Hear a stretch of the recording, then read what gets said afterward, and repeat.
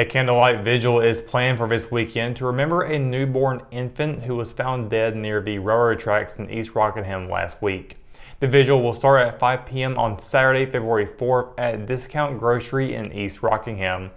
Participants are encouraged to bring teddy bears and balloons to honor the little boy. Participants are also asked to bring their own candles or flashlights. A makeshift memorial has already been set up at Discount Grocery, adorned with balloons, several stuffed animals, and flowers.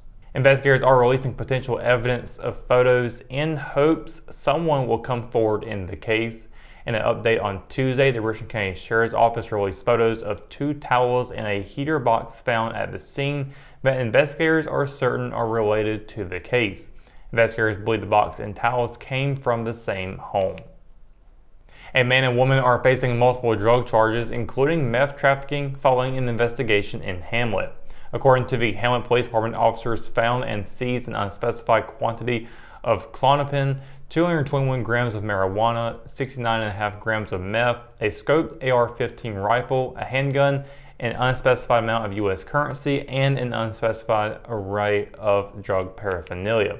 Police arrested 38-year-old Andrew Von Villay Fuang Freechen and 35-year-old Heather Ann Ridenour.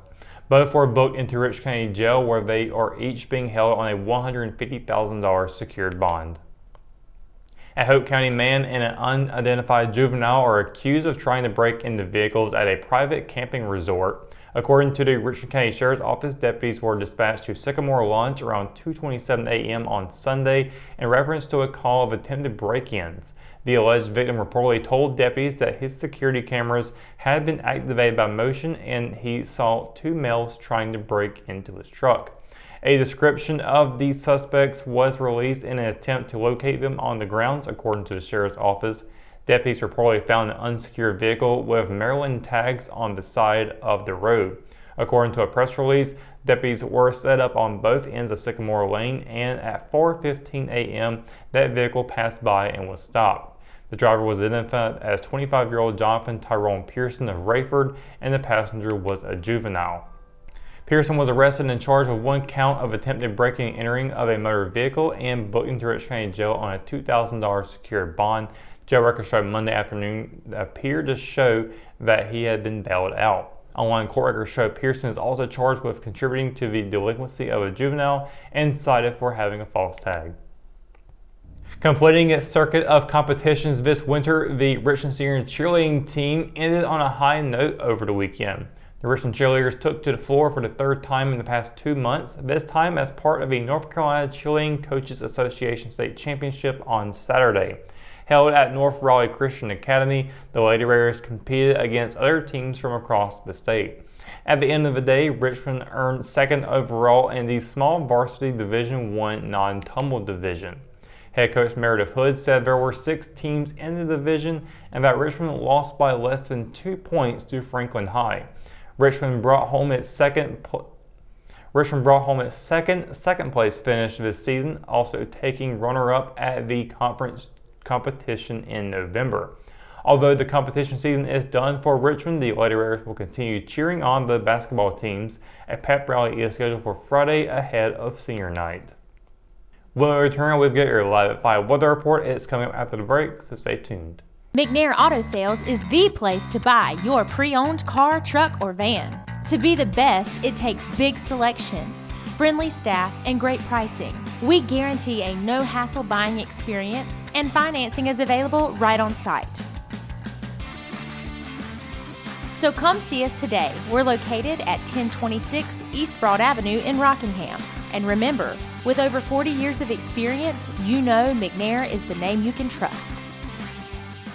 At Richmond County Hospice, we strive to provide high-quality care to our patients and their families. Whether it's the incredible hospitality at the Haven House or from the comfort of your own home, you can count on Hospice to be there for you. We also offer monthly grief support groups, and our chaplain will be there to hold your hand in prayer. Through our amazing staff and our volunteers, Hospice has made difficult times easier for our community. Call the number on your screen if you feel that you or your loved one may benefit from our services. Richmond County Hospice.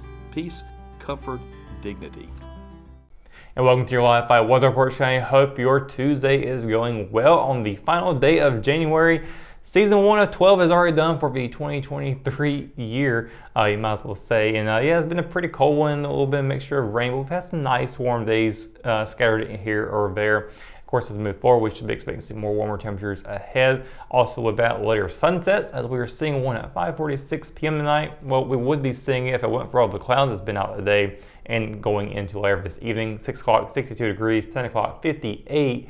And there will be a waxing gibbous moon phase out tonight as well, though of course you're not going to be able to see that either. And looking at tomorrow, we are expecting rain chances to pop up all over the Sandhills region. We're looking at about a 50 to 55% chance across the region tomorrow. Cumberland County a high of 52, low of 37. Hope County a high of 54 and a low of 38. Over in Robeson County a high of 57 and a low of 39. With Scotland County at a high of 56 and a low of 39 there. Up in Moore County, a high of 49, a low of 36. So Richmond County seeing a high of 54 and a low of 38. Across PD and Anson County, high of 53, low of 37. And down in Marlboro, South Carolina, a high of 57 and a low of 39.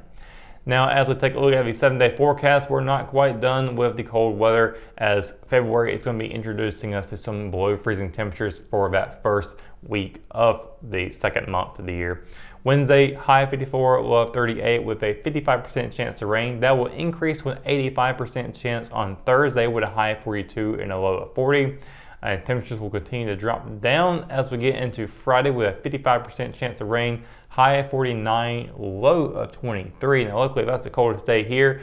Pretty big dip there, but as the weekend comes in, things will kind of warm up just a little bit, although those temperatures are for the low are still going to be below freezing. A high of 44, a low of 29 for Saturday, partly cloudy skies.